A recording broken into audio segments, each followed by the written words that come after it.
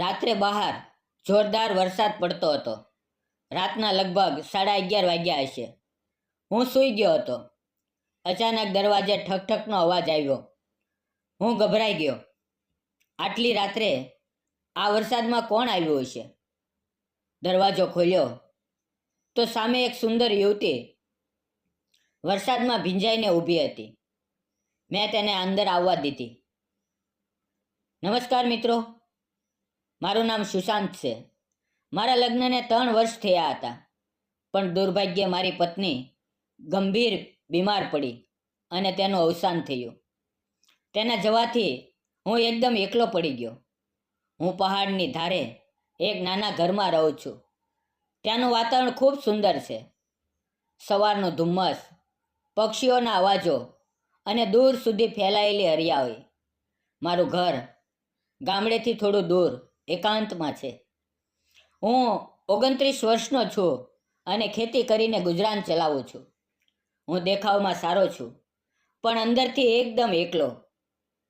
મેં ક્યારેય નહોતું વિચાર્યું કે મારું જીવન આવી રીતે બદલાશે. આ ઘટના રાતના 11 વાગ્યાની આસપાસની છે. બહાર જોરદાર વરસાદ પડતો હતો. હવા ગર્જના કરતી હતી અને આકાશમાં વીજળી ચમકતી હતી. અચાનક દરવાજે ઠકઠકનો અવાજ આવ્યો. આ એકાંત પહાડી વિસ્તારમાં આટલી રાત્રે કોણ આવે? હું બિછાનેથી ઊભો થયો. થોડીવાર રોકાયો. દરવાજો ખોલું કે નહીં? પછી મેં જોરથી પૂછ્યું, કોણ છે? પણ જવાબ ન આવ્યો. ફરી હળવો ઠકઠકનો અવાજ આવ્યો. મારું દિલ ધડકવા લાગ્યું. થોડું વિચારીને મેં ધીમે ધીમે દરવાજો ખોલ્યો. દરવાજો ખોલતા જ હું સ્તબ્ધ થઈ ગયો. સામે એક સુંદર યુવતી ઊભી હતી. ઉંમર લગભગ 26-27 વર્ષની. તે વરસાદમાં સંપૂર્ણ ભીંજાઈ ગઈ હતી. તેના વાળ પાણીથી લપસણા હતા. ચહેરા પર વરસાદના ટીપા ટપકતા હતા. તે મને જોતી રહી. અમારી નજરો મોહી. તેના ચહેરા પર થકાન અને કોઈ મુશ્કેલીનો ભાવ હતો. મેં પૂછ્યું, તું કોણ છે? શું જોઈએ છે? તે થોડીવાર ચૂપ રહી. પછી ધીમા મીઠા અવાજે બોલી, હું રસ્તો ભટકી ગઈ છું. શું હું અંદર આવી શકું? હું તેને જોતો રહ્યો. મારા મનમાં ઘણા સવાલો ઊભા થયા. આટલી સુંદર છોકરી આટલી રાત્રે આ એકાંત પહાડ પર વરસાદમાં અચાનક કેવી રીતે? પણ તેની હાલત જોઈને મારો શંકાનો વિચાર પીગળી ગયો. તે ઠંડીથી કાપતી હતી. હોઠ નીલા પડી ગયા હતા. મેં કહ્યું, અંદર આવ. તે ધીમે ધીમે અંદર આવી. તેના કપડામાંથી પાણી ટપકતું હતું. ફરસ ભીની થઈ ગઈ. તે એક ખૂણામાં ઊભી રહી, જાણે કોઈ વિચારમાં ખોવાઈ ગઈ હોય. તેને જોતા મને મારી પત્ની પ્રિયાની યાદ આવી. તે પણ આવી જ શાંત અને સુંદર હતી. તેની યાદે મારું દિલ ભારે થઈ ગયું. હું અલમારી પાસે ગયો. ત્યાં પ્રિયાની એક સાડી હતી, જે મેં તેને છેલ્લે આપી હતી. તે સાડી મારી લાગણીઓ સાથે જોડાયેલી હતી. મારા ભૂતકાળની યાદ હતી. મેં સાડી હાથમાં લીધી. તેની હળવી સુગંધ હજી પણ હતી. મને ખચકાટ થયો. શું આ સાડી આ અજાણી છોકરીને આપું? શું પ્રિયાની આખરી નિશાની કોઈ બીજાને સોંપું? પણ તે યુવતીની હાલત જોઈને મારામાં માનવતા જાગી. મેં ઊંડો શ્વાસ લીધો, મનને સમજાવ્યું અને સાડી તેની તરફ ધરી. તે કાપતા હાથે સાડી લઈને મને જોતી રહી. મેં કહ્યું, અંદરના રૂમમાં જઈને કપડાં બદલી લે. તે ધીમે ધીમે રૂમમાં ગઈ, સાડી બદલી. હું રસોડામાં ગયો, ચૂલો સળગાવ્યો અને અમે બંને માટે ચા બનાવી. વીજળી ન હોવાથી દીવાની મંદ રોશનીમાં કામ ચલાવ્યું. તે કપડાં બદલીને આવી. જ્યારે મેં તેને જોઈ તો મારું દિલ ધડકી ગયું. પ્રિયાની સાડીમાં તે પ્રિયા જેવી લાગતી હતી. એક પળ માટે લાગ્યું કે પ્રિયા મારી સામે ઊભી છે. અમે બંને ચૂપચાપ એકબીજાને જોતા રહ્યા. તેની આંખોમાં ઘણું બધું છુપાયેલું હતું. તેણે ધીમે ધીમે ચાનો કપ લીધો અને ચા પીવા લાગી. હું પણ હોશમાં આવ્યો. ચા લઈને ખાટ પર બેસી ગયો. ચા પીધા પછી મેં પૂછ્યું, તું કોણ છે? ક્યાંથી આવી? ક્યાં જવું છે? તે શાંત અવાજે બોલી, મારું નામ શિવાની છે. હું પુણેથી છું. મેં એક યુવક સાથે પ્રેમ કર્યો. ઘરવાળાઓના વિરોધ છતાં તેની સાથે ભાગી આવી, પણ તેણે મને દગો આપ્યો. તેનો પ્રેમ ખોટો હતો. જ્યારે તેનું મન ભરાયું, તેણે મને રસ્તે મૂકી દીધી. આ કહેતા તે રડવા લાગી. તેના અવાજમાં ઊંડું દુઃખ હતું, જાણે નિર્દોષ હોવા છતાં સજા મળી હોય. તેની વાત સાંભળીને મને દુઃખ થયું. મેં તેને બોલવા દીધી, જેથી તેનું દિલ હળવું થાય. તે બોલી, હું ગ્રેજ્યુએટ છું, પણ તેના પ્રેમમાં અંધ બનીને ઘર છોડી દીધું. મારા માતા પિતાએ મારા માટે ઘણા સપના જોયા હતા, પણ મેં બધું નષ્ટ કરી દીધું. હવે હું તેમને કેવી રીતે મોં બતાવું? હું ગઈકાલથી ભટકતી હતી. રાતભર રજવતી રહી. તેનો અવાજ કાપતો હતો. મને લાગ્યું કે જીવન ખતમ કરવું એ જ એકમાત્ર રસ્તો છે. આજે સવારે મેં આ પહાડ પરથી કૂદવાનું નક્કી કર્યું અને તે દિશામાં ચાલતી હતી ત્યારે તમારું ઘર દેખાયું. મેં તેની વાત વચ્ચે રોકીને કહ્યું, શિવાની, શિવાની, એવું વિચાર ન કર. જીવન એક જ વાર મળે છે. તેને કોઈના માટે બરબાદ ન કર. કોઈ તારા જીવનથી મોટું નથી. ભગવાન ઘણા રસ્તા બતાવે છે. આપણે ફક્ત તેને ઓળખવાના હોય છે. જીવન બદલાય છે, પરિસ્થિતિ બદલાય છે, તો મૃત્યુનો રસ્તો છોડીને જીવનનો નવો રસ્તો પસંદ કર. ભગવાન પર ભરોસો રાખ.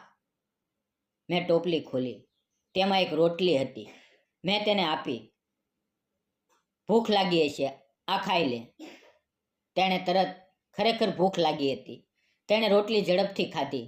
ખાતી વખતે તેની આંખોમાં આંસુ હતા, પણ ચહેરા પર હળવી શાંતિ હતી. હવે રાત ઘણી થઈ ગઈ હતી. ઠંડી વધી ગઈ હતી. મેં તેને સૂવા માટે કહ્યું. ઘરમાં એક જ ખાટ હતી, એટલે હું જમીન પર બિછાનું બિછાવ્યું.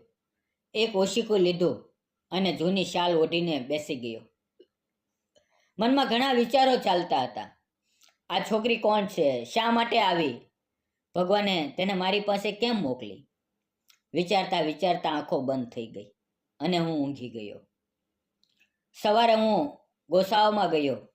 સફાઈ કરી, પાણી ગરમ થવા મૂક્યું.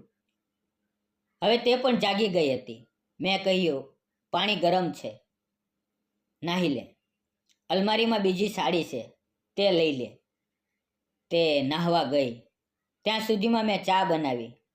તે તૈયાર થઈને આવી તો મેં કહ્યું, ચા લે. ચા પીતા પીતા તે બોલી, હવે મારે જવું પડશે.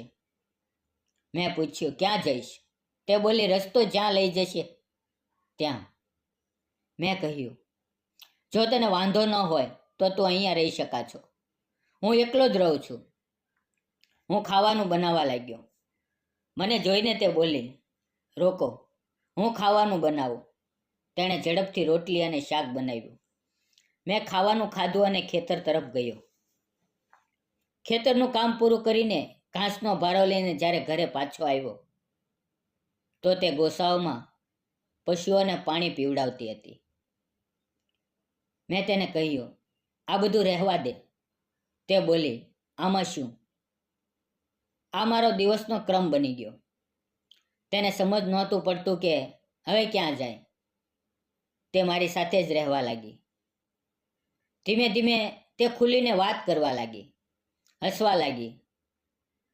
ધીરે ધીરે મને તેની સાથે પ્રેમ થઈ ગયો. તેનો હસતો ચહેરો, તેની ભૂરી આંખો, લાંબા કાળા વાળ, ગુલાબી હોઠ, બધું જ મને ગમવા લાગ્યું. એક દિવસ તે રસોડામાં ચા લઈને આવી અને હું રસોડામાં જતો હતો. ધ્યાન ન રહેવાથી અમે ટકરાઈ ગયા અને ચા અમારા બંને પર ઢોળાઈ ગઈ. તેની સાડી અને મારા કપડાં ખરાબ થઈ ગયા. તે બાથરૂમમાં સાડી ધોવા ગઈ. મેં કહ્યું, હું શર્ટ કાઢું છું, તેને સાથે ધોઈ દે. ખેતરમાં કામથી મારું શરીર મજબૂત હતું. તે મને જોતી રહી અને હું પણ તેને જોતો રહ્યો. થોડી વાર પછી અમે બંને હોશમાં આવ્યા. તે રડવા લાગી. ત્યારે મેં તેને સમજાવી, ચિંતા ન કર, આપણે લગ્ન કરીશું.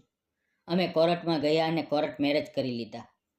હવે અમને એક દીકરી છે, જેનું નામ અમે પ્રિયા રાખ્યું.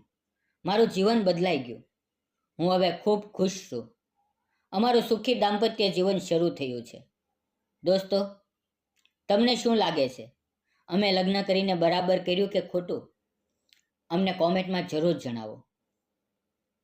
જીવનમાં કોઈના જવાથી બધું ખતમ નથી થતું. એક દરવાજો બંધ થાય ત્યારે ભગવાન બીજો રસ્તો ખોલે છે. આપણે ફક્ત દિલમાં માનવતા, ધીરજ અને ભરોસો રાખવો જોઈએ. સાચો પ્રેમ ત્યાં મળે છે જ્યાં દિલની સચ્ચાઈ અને સન્માન હોય, નહીં કે દેખાવમાં. દરેક અંધારી રાત પછી નવી સવાર આવે છે અને એ સવાર આપણા જીવનને ફરીથી રોશન કરી શકે છે. એટલે ક્યારેય આશા ન છોડો, કારણ કે ભગવાન હંમેશા આપણી વાર્તાનો અંત સુંદર બનાવે છે. તો દોસ્તો, આ પ્રેમ કહાની તમને કેવી લાગી? કોમેન્ટમાં જરૂર જણાવો. જો સારી લાગી હોય તો વિડીયોને લાઇક, શેર અને ચેનલને સબસ્ક્રાઈબ કરવાનું ન ભૂલતા. ફરી મળશું આવતીકાલે એક નવી વાર્તાની અંદર. ત્યાં સુધી તમે તમારું ધ્યાન રાખો. અને જતાં જતાં આપને જણાવી દઈએ કે આ વાર્તા કાલ્પનિક હતી. તેને ફક્ત મનોરંજન અને શૈક્ષણિક ઉદ્દેશથી બનાવવામાં આવી છે. વાર્તાની અંદર આવેલા નામ, પાત્ર, ઘટના બધું જ કાલ્પનિક છે. તેનો કોઈ પણ વ્યક્તિ, જાતિ કે ધર્મ સાથે સંબંધ નથી. જો આવું બન્યું હોય તો એકમાત્ર સંયોગ છે. તો કૃપા કરીને તેને અન્યથા ન જોશો. ફરી મળીએ આવતીકાલે મિત્રો. ત્યાં સુધી આવજો. ધન્યવાદ મિત્રો.